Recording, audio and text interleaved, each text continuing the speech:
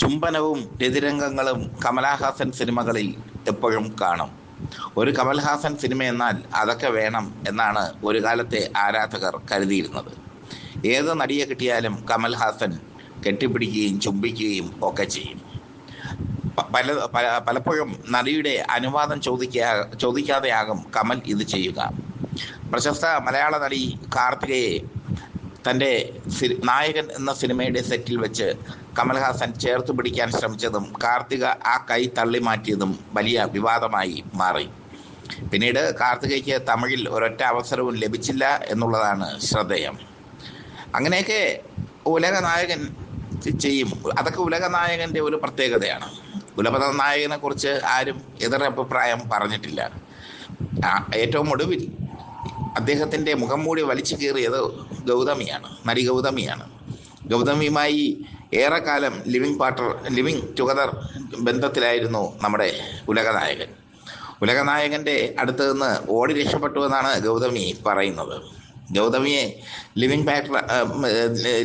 ഗൗതമിയുമായി living together ബന്ധം ആസ്വദിച്ചുകൊണ്ടിരിക്കുമ്പോൾ തന്നെ, അത് നടത്തുമ്പോൾ തന്നെ ഉലകനായകൻ പലരുമായും ബന്ധപ്പെട്ടു, പല സ്ത്രീകളുമായും ബന്ധപ്പെട്ടു. അതാണ് ഗൗതമിക്ക് കലിപ്പായി മാറിയത്.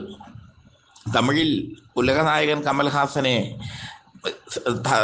ഗ്രാമീണക്കാരായ സ്ത്രീകൾ വിളിക്കുന്നത് പെമ്പിളൈ പിറക്കി എന്നാണ്. പെമ്പിളൈ പിറക്കി എന്നാൽ പെണ്ണുങ്ങളുടെ പിറകെ നടക്കുന്നവൻ, പെണ്ണുങ്ങളെ പിറക്കുന്നവൻ, പെണ്ണുങ്ങളെ വാരിക്കൂട്ടുന്നവൻ എന്നൊക്കെയാണ് തമിഴിൽ അർത്ഥം. ഗൗതമിയെ പോലെ തന്നെ നടി രേഖയ്ക്കും കമൽഹാസനിൽ നിന്ന് ദുരനുഭവം ഉണ്ടായിട്ടുണ്ട്. രേഖ അത് തുറന്നു പറയുകയും ചെയ്തു. രേഖ എന്ന നടിയെ ഓർമ്മയില്ലേ?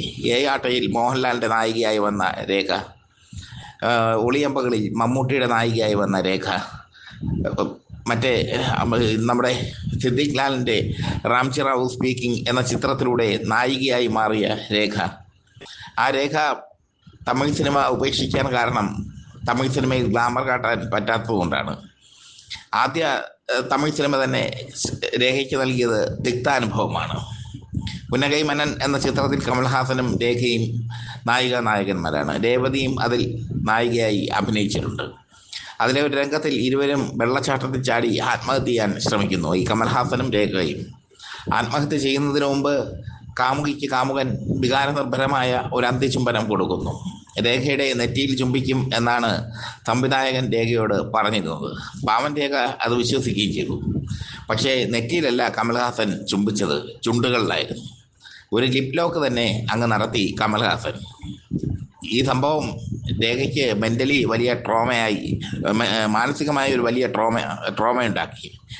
മാനസികമായി രേഖ തകർന്നു പോയി.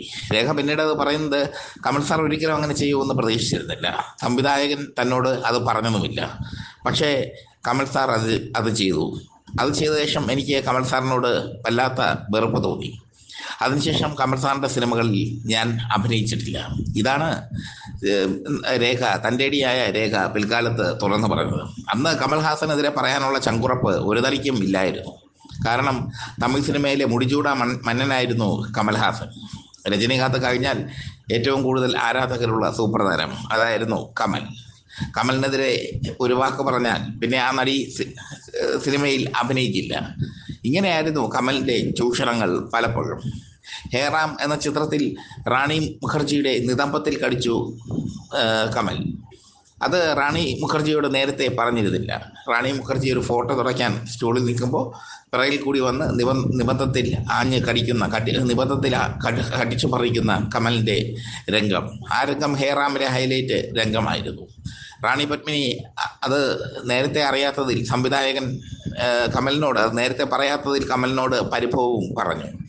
എന്തായാലും റാണി മുഖർജി ആയതുകൊണ്ട് അതിന് വലിയ കുഴപ്പമൊന്നും സംഭവിച്ചില്ല. കാരണം അവർ ഹിന്ദി സിനിമയിലൊക്കെ ഇതിലും അപ്പുറം അഭിനയിച്ചിട്ടുണ്ട്. പക്ഷേ രേഖയുടെ കാര്യത്തിൽ കമൽ കാണിച്ചത് തെറ്റാണ് എന്നാണ് സിനിമാ കേരളയ്ക്ക് പറയാനുള്ളത്.